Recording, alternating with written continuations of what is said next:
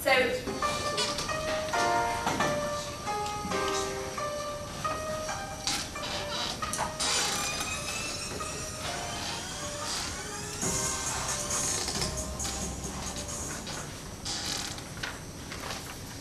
on March 27th, 1970, a legendary singer was born. Any of you guys guess who? Mariah Carey.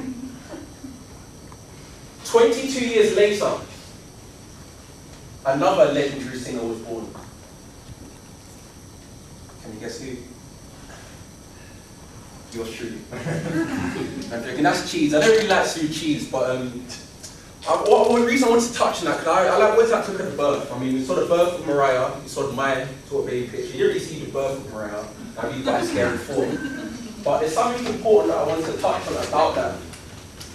Because, by a quick show of hands, who thinks it's important to be on social media in your business or enterprise? Quick show of hands who doesn't think it's important. Okay, thank you. So for me personally, I tend to find myself a lot on social media. You know, for me, my thing is Facebook. I know people know me, it's Twitter. But I tend to find myself a lot on Facebook, just scrolling, just to see the current trends, etc. Because, let's face it, when you have a business, you need to be in front of where the eyeballs are. And so I used to actually use Facebook. I find to see a lot of different trends and stuff on there. But there's one thing that I saw at the end of last week that just absolutely completely blew my mind. And I was hoping that if I could bring it here to you guys to maybe shed a bit of light to help me out. Is that alright? Yes or yes? Yeah. Yes or yes? Yeah? Okay, so what I'm about to, when I show you this slide, I don't want anybody to shout out an answer if you know it. I don't want you to nudge your neighbor. If you know the answer, I want you to just be quiet and zip it, okay? Are you ready? I don't think we're ready. Are we ready? Yeah. Are we ready? Yeah. Yeah, are we ready? Yeah. Just don't answer it, just have a quick think. Anybody who thinks it's A, stand up. If you think it's A, stand up. If you think it's B, stand up. If you think it's C, stand up. So we've got one C. I see you, Patrick. I see you, Patrick. If you think it's D, stand up. If you think it's E, stand up. Okay, we've got a few E's. But if you think it's F, because I haven't got a flipping clue where it is, stand up. Okay, so we've got a few F's, yeah? I reckon I know what it means. Okay then. So for me, I don't really know what the answer is to that, to be honest with you. However, when I did see it on my timeline, on my new feed, it did have me thinking. And that's exactly what I want to do today. I want to try and get you guys to think. But I'm not here to necessarily get you guys to think. I'm here to kind of change the way that you think. Because if I can change the way that you think, I can't help but change what you do, can I? John Tapper. Because let's face it, nobody likes to be told what to do. Like, what's your name? Jack. Jack, stand up. Jack, sit back down. See, Jack didn't really like that. No one likes to be told what to do. So I'm not here to tell you what to do. Especially, no one likes to be told what to do by a guy standing in front of you, you have no idea who they are. Yes or yes? Yes or yes? Yes. Yeah. Jack, do you like Milky Buns? Yeah. So guys, am I okay to spend the next few minutes just to explain to you guys who I am and why I'm here standing in front of you today? Yeah. Yes? Yes or yes? Yes. Okay, thank you. I want everyone to take a big deep breath in and breathe out. Big deep breath in and out. My name is Coyote Damali. I am my mum and dad's son. I am my sister's brother and I'm my brother's keeper. I grew up in Catford in South London and now live in Crewe, which is just south of Manchester. I had a normal childhood. I like to say I had a stable childhood. You know, I had my mum, I lived with both my parents, which is quite strange for a lot of people growing up. So I always felt humbly privileged and I was really appreciative of my childhood because I still had my parents there, whereas a lot of people I grew up with didn't. You know, mum and dad separated. So that's something I was always really happy and generous about. But it's when I left compulsory education at 16, that's when things started to change for me. That's when things started to get a bit problematic. What's the word? Problematic. And the reason I say when I left compulsory education is because throughout school, I mean, I'm from down south, so I call it secondary school, but I think you guys call it high school. So throughout high school, I had a very strict regime. You know, school basically 9 to 3, and I was playing sport at a competitive level, playing football. But when I left compulsory education to go to college, you're not in the classroom as much, and I found I had a lot more free time. So what did that mean? This is when I saw a predicament throughout college. All we did, my group, you know, Jim Rohn says you're an average of 5 people that you hang around with most. If you hang around with 5 rich people, you're bound to be the 6th. If you hang around with 5 people who are poor, you're bound to be the what? 6th. These are the 5 I used to hang around with, or 7. And to just put it into perspective for you, the type of people I used to hang around with, this guy here, just finished a 2-year prison sentence. My friend here, smoking at the back, on your right, is currently serving a 5 to 7 year sentence at Belmarsh. You know that prison you guys always hear about in South London with all the terrorists and stuff like that? So that was my influence. They were my inner circle. On August 19th, 2010, it was my A-level results day. And I remember very distinctly going, my mum dropped me to college, you know, same kind of routine that we had 2 years prior for my GCSEs. So I went inside the college gates, came back out with my envelope. My mum's excited, just open it, like it was parcel or something. You know, open it. So I opened it. But I didn't pass, and I never got the UCAS points required to get into university. Now, that was around midday on the 19th of August 2010. My mum dropped me back home by 1 PM. She carried on going to work at 1:15 in tears. Now, I don't know about any of you guys, but one of the worst things for me ever is watching my mum cry. Especially if I know that I've been the cause of it. And I've got one of those mums, right? You know, one of those mums who celebrate things before they even happen. You know, like, my boy is going to university. I'm like, yo, mum, we're in March. Like, they were saying, I'm still got to do my exams. You know, my mum's type of mum who celebrate things before they even happen. So she was going around work telling everybody, yes, my son's going to Brunel University, he's going to study sports science. But the truth is, I wasn't anymore. So my mum drove me back home, so I was in a predicament whereby you had to go through the clearing process. What process? The clearing process. And for those of you who don't know what that is, that's when you're literally having a list full of universities taking out the Times or whatever newspaper it is and almost cold calling them, begging them for a place. After doing that for a few hours, I got demotivated and I didn't want to do it anymore. And I look back on this situation and laugh, but the reason I was so demotivated at the time is because 9 days prior, my girlfriend broke up with me. I look back on it and laugh, but back then I thought my world was over. You know, that's the power you girls have. That's the power you girls have. So I was sitting there demotivated, my mum's at work crying, I'm here with a list of universities I need to call. A few hours later, about 3 PM, I got a phone call from an unknown number. Looked at my phone, I was like, yes! Because you know, no one used to phone me with an unknown number back then. So I was like, yes, this has to be university because I phoned about 20 of them, so one of them said they were calling back, so I was hoping. So I put on my most posh British accent I could. Hi, it's Kylie Tamani, how can I help you? But the voice on the other line was one of distress. Kylie, I'm locked up, can you help me? Can you bail me out? My youngest sister, about 15, 16 at the time, arrested for such a charge she didn't do. And that's, again, I mentioned one of the saddest things for me, seeing my mum cry. One of the second saddest things is seeing my siblings in need and I won't be able to help them. So I had that predicament on August 19th, 2010. Failed college, my mum's in tears, my sister's locked up and she's trying to get me to bail her out. And just to explain to you guys the twisted mindset I had when I was growing up. Most people, correct me if I'm wrong, most people are excited to turn 16, 18, 21. Yeah? Yes or yes? Yeah. Me, I was excited to turn 17. Why? Not because it's the age where I can start driving. The reason why I was excited to turn 17 is because the next time I was to get arrested, it means I could bail myself out.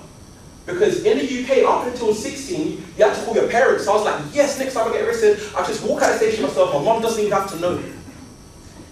That was the mindset I'm laughing now, but that was a twisted mindset that I had back then. On September September 21st, 2010, MMU finally let me through the doors. And the reason why that was such a big move for me is because I couldn't change the people around me, so I just had to change the people around me. I'm going to say that again in case you missed it. Back in South London, I couldn't change the people around me, so I had to change the people around me. So moving 200 miles to go to university was probably one of the best moves I ever did. On July 26, 2013, I graduated from MMU with a first class honours in psychology. I then became elected Vice President of the Student Union, Governor of the MMU, as well as on a national scale, elected Director of the National Union of Students in the NUS, which is one of the largest representations of the universities in the whole world, representing 7 million students up and down the United Kingdom. Woohoo! You can clap that. And as Louise mentioned, that was me last year doing my valedictorian of student vote of thanks. I finished my term in office as of last year, 2014, so about 15 months now. And over the last 15 months I've been fortunate whereby I've had a few businesses set up and I haven't necessarily had to have a full-time employment since then. So I've been doing a lot of travelling. There's me in the top, I was riding fast cars in Miami, jumping out of planes in Sydney, chilling with crocs in Florida, taking selfies with kangaroos in Australia. So the last 15 months I've just been seeing different continents around the world. And alongside that I've been working on the entertainment business, which I started 15 months ago as well. Again, meeting a lot of famous faces such as Charlie Scott. And then also alongside that, within my last year I've been doing a lot of work with the BBC. I mean, I even got a phone call from them literally as I was walking in today. So again, this is for the coverage of the 2015 general election. So I've been very privileged to be put in front of millions of people in terms of BBC News, BBC Parliament, BBC Newsbeat and various BBC radio stations. But for me, I like to try and skip through this bit quickly because I'm not very good at talking about myself and I don't really like to talk about me. This isn't about me, this is about you. And to be honest, it isn't really about you either. It's about the people you're going to impact through your products or service that you brought here today. In life, it's not necessarily about you, it's about how much people can you impact while you're here on this earth. Because in fact, Jack, how about you? I've got loads. So by a quick show of hands, who's got a business idea? Who doesn't have a business idea? Thank you, so that's the majority of you here. But I always like to say, ideas are cute. Ideas are cute, having a plan is cute. Because the truth is that everybody has a plan until they get smacked in the mouth. Everybody has a plan until they get punched in the mouth. And I'm from South London, I can talk to you guys about getting punched in the mouth if you want me to. That's a whole different lecture. But everyone has a plan until they get punched in the mouth. And why is that? Anyone know why is that? Because most people's idea of success is like this.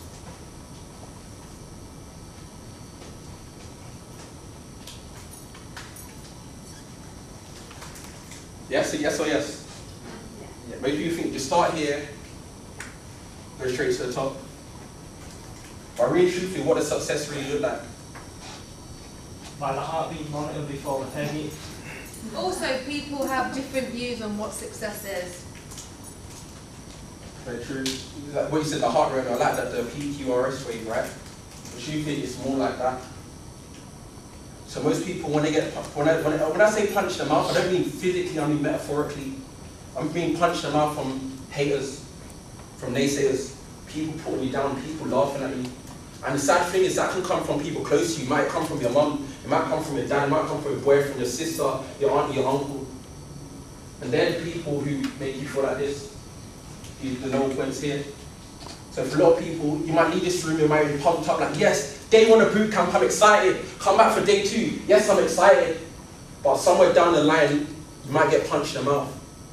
You know, can I confess something? Can I make a confession? Yes? Yes or yes? Yes. Like Louise said, this isn't my first time coming to boot camp. This isn't even my second time coming to boot camp. This is even my third time coming to boot camp. My third time was in June of 2015. First time I came in June 2013, left all excited, yes, I got my business idea, I'm about to be a millionaire. Couple months down the line, boom, I got smacked in the mouth. Second time, June 2014, I was like, yes, I've got it this time, I've nailed it. I'll come again. And Louise said, you're back again? You know what I'm saying? Nobody's like, you're back again? I'm like, yes, I've got it this time, I've nailed it. Then boom, got smacked in the mouth again. It wasn't me doing it. I'm sure it's Richard, you know, I'm sure it's Richard, and they're creeping up on me like, hey, when he tells a car park story, but anyway. 2015, I finally got somewhere in June 2015, now November 2015, I'm here standing in front of you guys today. So if you're going to take any takeaways from this, one of the things is that we prepared you. It's very likely that you will get punched in the mouth at some point along the line. That quote comes from Mike Tyson. Because one thing that I realized is that if I want you guys to make a promise here for me today, can everyone stand up? Everyone stand up.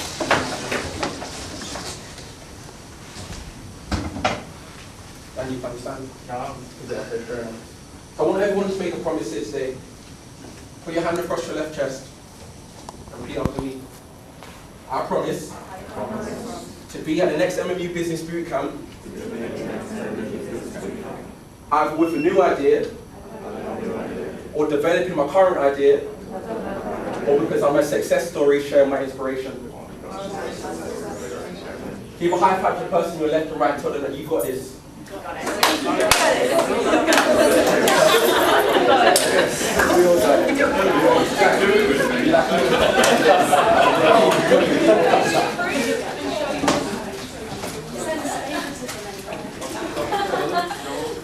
Because the reason I want you guys to make a promise, the reason I want to make a commitment to yourself is because, I mean, over the last 4 or 5 months, I've been in America, and for a period of time I was working as a weights and fitness specialist for little kids. And through our induction period, we had to leave camp and walk through the forest for a couple of, almost like a mile, where we came to a massive fire camp, and we had to sort of share our story about why we've come here. And we were there for a few hours. And of course, when you're there for a few hours, you know, Mother Nature kicks in, you have to eventually use the bathroom. So I remember doing my speech at the fire and walking away. And what I noticed is that the further I got away from the fire camp, the colder it got. The fire camp said, the further I leave, the colder it got. And when I came back, the closer I got to the fire camp, the warmer it got. That makes sense, right? This room here is like the fire camp. Right now here, this is where you got all the ideas, you're protected, you got your different colleagues in here helping you guys out. When you leave, it's like walking away from the fire camp, going out into the big cold world. You know, I remember at times sitting in my room, zero income coming in, just sitting there thinking, damn, what am I going to do? That's why I'm always making sure, if it's not business bootcamp, I'm always making sure I'm going to different events to stay around that campfire. Because this is the old me. That's the old me. 1 hour to the back, I was out of the game. But now, this is me now. People always look at the hermit crab and laugh, but I look at the hermit crab as inspiration. Do you guys know what a hermit crab is? A hermit crab, they essentially, all they have is flesh on their back. And they go around taking different people's shells. If they get a shell and they see a better one, they take it. If they see a shell and a better one, they take it. So I want you guys to be almost like a hermit crab. Develop a tough shell. And if that one's not good enough, when you see that one, develop a stronger one. Again, develop a stronger one. That's one of the biggest things I found. You need to always strengthen your background, always be like a hermit crab. Jack, would you like a... Now, a lot of you probably realizing that, why am I giving Jack so many milky buns? Anyone wondering that? Jack, are you wondering that? Because I chose the right seat this morning. Yeah, Jack, are you right? See, I love something that Naomi said, I'll never ever forget it in 2013 when I first heard her mention it. It's called Pay It Forward. Jack, stand up, come with me to the front. Out of anyone in this room, if I ask for a favor right now, who's most likely to help me? Jack. Why? Why is Jack most likely to help me?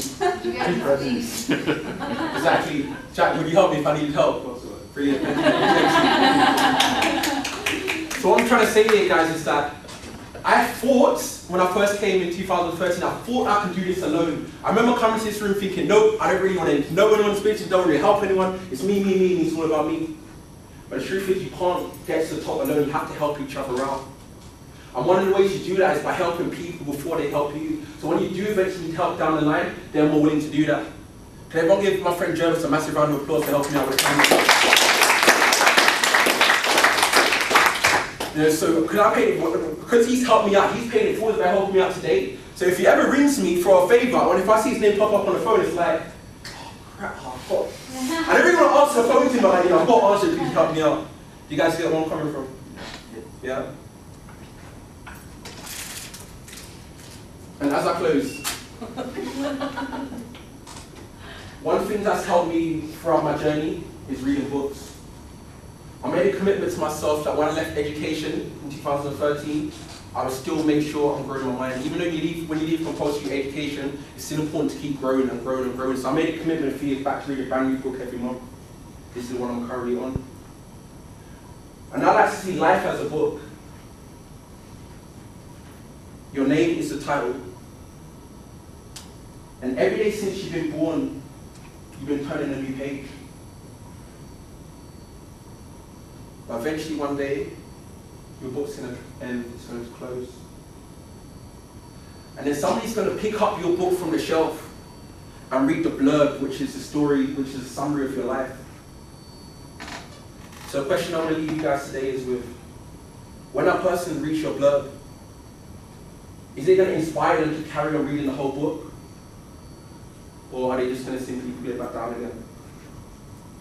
That's me.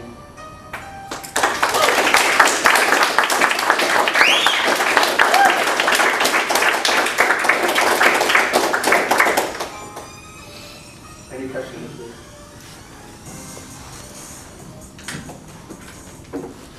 Nope. That's what your business is. So the one I'm currently doing is the entertainment. Not very serious.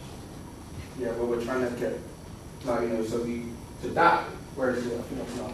This is in Manchester. So I like to call it having a contact. I like calling contacts plugs. So I try to get plugs all over. So again, start working with people in Liverpool, Manchester, you know, just everywhere. But it's like when I say when people help, like I need help. You know, say I know I'm still not perfect. I still want to try and get a website done. I still want to try and get an app done. You know, so I'm still no way near where I want to be. So that's why I'm still trying to grind for it. And why is bribing people with chocolates? Yeah, and I'm bribing people with chocolate as well. That's my main secret. Okay, thank you. Thank you.